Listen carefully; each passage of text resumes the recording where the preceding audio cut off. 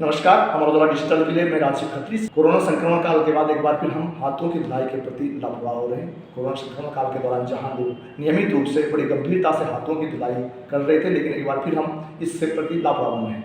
हाथों की धुलाई के प्रति लापरवाह होने से या नियमित हाथ न धोने से क्या हमें दिक्कतें हो सकती हैं, कौन कौन सी बीमारियां हो सकती हैं और कैसे हमें हाथों की धुलाई करनी चाहिए, इन सब बातों को जानने के लिए हमारे साथ मौजूद है राजकीय उप जिला चिकित्सालय के वरिष्ठ सर्जन लोकेश सलूजा।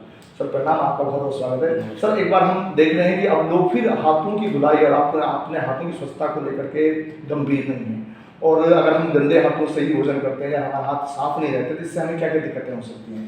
देखिए, आपका कहना बिल्कुल सही है। कोविड के टाइम में जिस तरह से हमने ये सारी चीज़ें करी थी, हाथ धोए थे, सैनिटाइजेशन यूज़ किया था, वो हम इस समय हम लोग उसके प्रति बहुत ज़्यादा लापरवाह हो गए।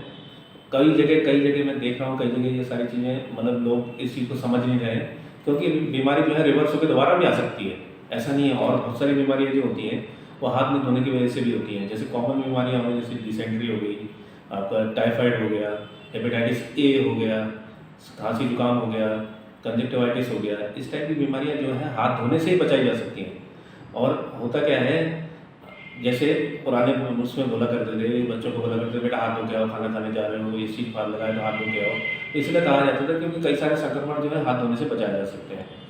तो मैं थोड़ा सा आपको एक बताना चाहूँगा कि हाथ धोने का साइंटिफिक रीज़न दूसरा क्या होता है।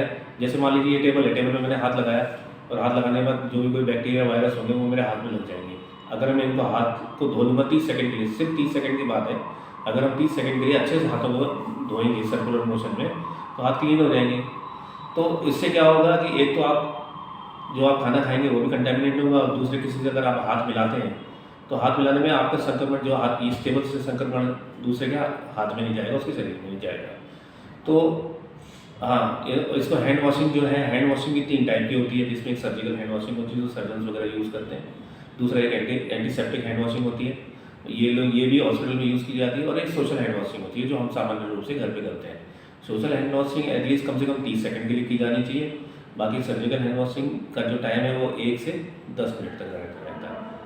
अगर हम बिल्कुल लापरवाह बने हैं तो जो हमें आपने बताया जो हमें टाइफाइड है या कुछ और बीमारी है, तो ये जानलेवा क्या हो सकती है? बिल्कुल हो सकती है।